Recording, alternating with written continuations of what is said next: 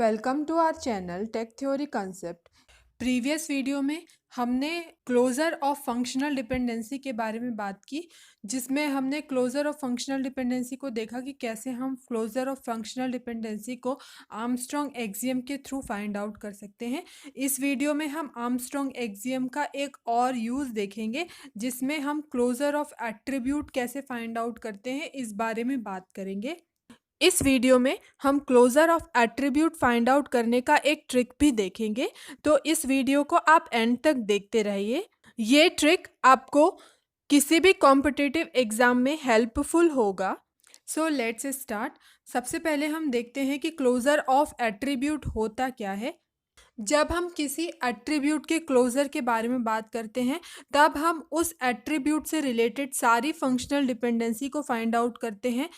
तो किसी भी एट्रीब्यूट ए का क्लोजर हम उसे कहेंगे जब ए जितने भी एट्रीब्यूट डिटरमाइन कर रहा है वो सारे एक सेट में प्रेजेंट हों। इसे अंडरस्टैंड करने के लिए हम एक एग्जांपल लेंगे। मान लीजिए हमारे पास एक रिलेशन है। हमने रिलेशन को यहाँ पर इस तरीके से शो किया है। आर एक रिलेशन या टेबल है जिसमें 5 एट्रीब्यूट है, ए बी सी डी ई। कुछ गिवन फंक्शनल डिपेंडेंसी है, जैसे A determine B, A determine D, B determine C, C determine E. आपको नॉर्मली यूनिवर्सिटी एग्ज़ाम या किसी भी कॉम्पिटिटिव एग्ज़ाम में सिर्फ यही दो चीज़ें दी होती हैं, रिलेशन और कुछ गिवन फंक्शनल डिपेंडेंसी, जिनमें से आपको नंबर ऑफ कैंडिडेट की फाइंड आउट करना होता है। तो क्लोजर ऑफ एट्रीब्यूट का यूज़ नंबर ऑफ कैंडिडेट की कितने प्रेजेंट हैं किसी भी रिलेशन में उसे फाइंड आउट करने के लिए होता है।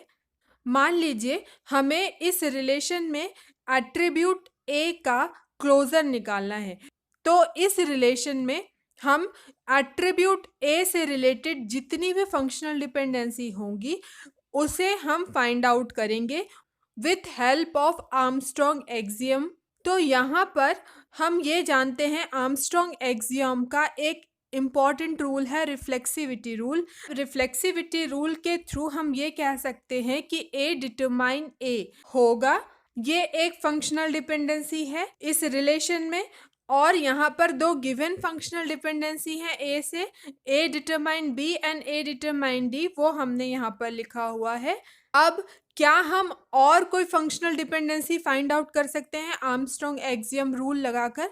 तो आप देख सकते हैं कि यहाँ पर ए डिटरमाइन बी है और यहाँ पर बी डिटरमाइन सी है। तो आप यदि ट्रांजिटिव फंक्शनल डिपेंडेंसी का रूल लगाएं तो यहाँ पर हो जाएगा ए डिटरमाइन सी। ऐसे ही ए डिटरमाइन सी है और सी डिटरमाइन ई है, ट्रांजिटिविटी रूल के थ्रू यहाँ पर हो जाएगा ए डिटरमाइन ई। यदि हम यहाँ पर यूनियन रूल लगाएं तो क्योंकि यूनियन रूल में सारे जो लेफ्ट एट्रीब्यूट हैं वो इक्वल होने चाहिए, यहाँ हमारे पास ए का ही फंक्शनल डिपेंडेंसी है, तो ए कॉमन है सभी फंक्शनल डिपेंडेंसी में लेफ्ट हैंड साइड पे। राइट हैंड साइड में डिफरेंट है एट्रीब्यूट, तो यूनियन रूल के थ्रू हम ये बोल सकते हैं कि A determine A B C D E होगा। ये एक फंक्शनल डिपेंडेंसी होगी। ए से स्टार्ट होने वाली सारी फंक्शनल डिपेंडेंसी को हमने फाइंड आउट कर लिया। यहाँ पर हमने एक ही एट्रीब्यूट का फंक्शनल डिपेंडेंसी देखा। ऐसे ही हम सेट ऑफ एट्रीब्यूट की भी फंक्शनल डिपेंडेंसी फाइंड आउट कर सकते हैं। मान लीजिए हमें सेट ए बी से स्टार्ट होने वाली सारी फंक्शनल डिपेंडेंसी को फाइंड आउट करना है, तो सबसे पहले हम यहाँ पर रिफ्लेक्सिविटी रूल लगा के ये फाइंड आउट कर सकते हैं कि A B determine A B होगा। नेक्स्ट फंक्शनल डिपेंडेंसी होगी यदि आप इसे स्प्लिट करें, स्प्लिटिंग रूल या डीकम्पोजिशन रूल में हम राइट हैंड साइड में जो भी एट्रीब्यूट प्रेजेंट होते हैं उन्हें डीकम्पोज करते हैं, तो यहाँ पर दो फंक्शनल डिपेंडेंसी हमें मिलेगी, that is A B determine A and A B determine B. यहाँ पर ए बी डिटरमाइन ए है और यहाँ पर ए डिटरमाइन बी है। यदि आप यहाँ पर ट्रांजिटिविटी रूल लगाएंगे तो हो जाएगा ए बी डिटरमाइन बी, जो कि ऑलरेडी प्रेजेंट है, इसलिए हम यहाँ दोबारा नहीं लिखेंगे। अब नेक्स्ट ए डिटरमाइन डी है और ए बी डिटरमाइन ए है, तो हम यहाँ पर अगेन ए B determine D find out कर सकते हैं, वो हमने यहाँ पर लिखा हुआ है। नेक्स्ट यदि हम फाइंड आउट करें तो ए बी डिटरमाइन बी है और बी डिटरमाइन सी है, तो हम A B determine C find out कर सकते हैं थ्रू ट्रांजिटिविटी रूल। और ए बी डिटरमाइन सी है, सी डिटरमाइन ई है, तो यहाँ पर ए बी डिटरमाइन ई फाइंड आउट हो सकता है। तो हमें ट्रांजिटिविटी रूल के थ्रू हमें यहाँ पर 3 फंक्शनल डिपेंडेंसी मिलेगी। अब यहाँ पर अगेन यदि यूनियन रूल लगाएं तो हमें मिलेगा A B determine A B C D E. हमने राइट हैंड साइड में जितने भी एट्रीब्यूट हैं उन्हें कंबाइन किया है A B C D E union rule के थ्रू। ऐसे ही आप इस रिलेशन में और भी एट्रीब्यूट के that is B C D E और इनके कॉम्बिनेशन के भी फंक्शनल डिपेंडेंसी को फाइंड आउट कर सकते हैं। यहाँ पर हमने ए और ए बी से रिलेटेड सारी फंक्शनल डिपेंडेंसी फाइंड आउट कर ली। अब हमें इनका क्लोजर लिखना है। हम जानते हैं कि क्लोजर क्या होता है, किसी भी एट्रीब्यूट से डिटरमाइन होने वाले सारे सेट ऑफ एट्रीब्यूट का कॉम्बिनेशन होता है। हम क्लोजर को कैसे डिनोट करेंगे, कभी हमें क्लोजर लिखना है वो एट्रीब्यूट और उसका सुपरस्क्रिप्ट प्लस साइन यूज करेंगे और इसके बाद करली ब्रैकेट के अंदर जितने भी एट्रीब्यूट उस एट्रीब्यूट से फाइंड आउट हो रहे हैं या हमने यूनियन रूल में जितने भी एट्रीब्यूट लिखे हैं वो हम करली ब्रैकेट के अंदर लिखेंगे। इस तरीके से हम यहाँ पर क्लोजर लिख सकते हैं कि ए का क्लोजर क्या होगा, ए बी सी डी ई। तो हम यहाँ पर क्लोजर में ये कह सकते हैं कि हम ए से सारे एट्रीब्यूट को डिटरमाइन कर सकते हैं। ऐसे ही हम ए बी का क्लोजर लिख सकते हैं that is A B C D E. Armstrong axiom rule से हम closure of attribute find out कर सकते हैं, लेकिन आर्मस्ट्रॉन्ग एक्सियम रूल बहुत लेंदी प्रोसेस है, इसलिए हम एक ट्रिक देखेंगे कि कैसे आप closure of attribute easily find out कर सकते हैं बहुत ही कम समय में। इसके लिए 3 स्टेप हैं। इन तीनों स्टेप को हम एक एग्जाम्पल के थ्रू देखेंगे। जो हमने अभी प्रीवियस एग्जाम्पल लिया वही एग्जाम्पल हम कंसीडर कर रहे हैं यहाँ पर। मान लीजिए हमें ए का क्लोजर निकालना है। ए का क्लोजर निकालने के लिए हम जो भी लेफ्ट हैंड साइड में प्रेजेंट है, ए का क्लोजर निकालना है तो हमें लेफ्ट हैंड साइड में क्या मिल रहा है, ए मिल रहा है। उस एट्रीब्यूट को हम यहाँ पर लिखेंगे ए। यहाँ पर at the attribute which are present in left hand side of the given functional dependency. अब हम इस एट्रीब्यूट से ए से हम कितनी फंक्शनल डिपेंडेंसी फाइंड आउट कर सकते हैं। तो यहाँ पर आप देखेंगे कि 2 फंक्शनल डिपेंडेंसी हमें मिल रही है, ए डिटरमाइन बी और ए डिटरमाइन डी। तो हम इनके राइट हैंड साइड पे दैट इज बी और डी को यहाँ पर ऐड करेंगे। ये हमारा सेकेंड स्टेप है।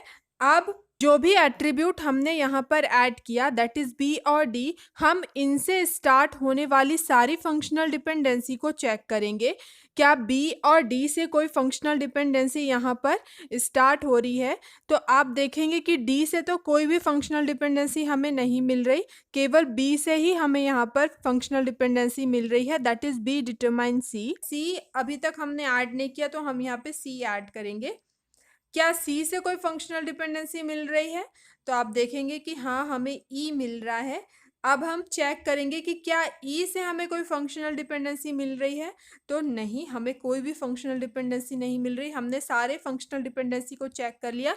तो ये हमारा क्लोजर होगा। ए का क्लोजर क्या होगा, ए बी सी डी ई। यहाँ पर सीक्वेंस कोई मीनिंग नहीं रखता, सीक्वेंस हम कुछ भी लिख सकते हैं। ये हमारा थर्ड स्टेप है। By using right side attribute now check other attribute जो हमने किया और जितनी भी फंक्शनल डिपेंडेंसी है और उनके एट्रीब्यूट हैं वो हम यहाँ पर लिखेंगे। एक और एग्जांपल देख लेते हैं। मान लीजिए हमें बी का क्लोजर निकालना है, बी एट्रीब्यूट का क्लोजर निकालना है।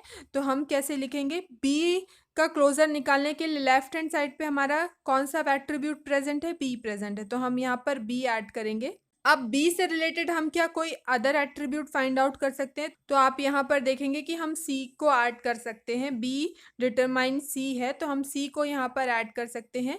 क्या सी से रिलेटेड हम कोई अदर एट्रीब्यूट फाइंड आउट कर सकते हैं। तो हम देखेंगे कि ई हम लिख सकते हैं यहाँ पर। क्या ई से कोई फंक्शनल डिपेंडेंसी से हम और एट्रीब्यूट ऐड कर सकते हैं। तो यहाँ पर ई से कोई भी फंक्शनल डिपेंडेंसी स्टार्ट नहीं हो रही, ए यहाँ पर प्रेजेंट नहीं है। तो ए से रिलेटेड कोई भी एट्रीब्यूट हम क्लोजर में ऐड नहीं करेंगे। बाकी बी डिटरमाइन सी और सी डिटरमाइन ई को हमने चेक कर लिया। तो यहाँ पर बी का क्लोजर क्या होगा, B C E. Closure of attribute का यूज हम कैंडिडेट की को फाइंड आउट करने के लिए करते हैं, कितने नंबर ऑफ कैंडिडेट की प्रेजेंट है हमारे किसी रिलेशन में, ये फाइंड आउट करने के लिए करते हैं, जो हम हमारे नेक्स्ट वीडियो में देखेंगे। If you have any doubt, please leave a message in comment box. Also, don't forget to like, share and subscribe our channel Tech Theory Concept, as it motivates us to create a new and knowledgeable video for you.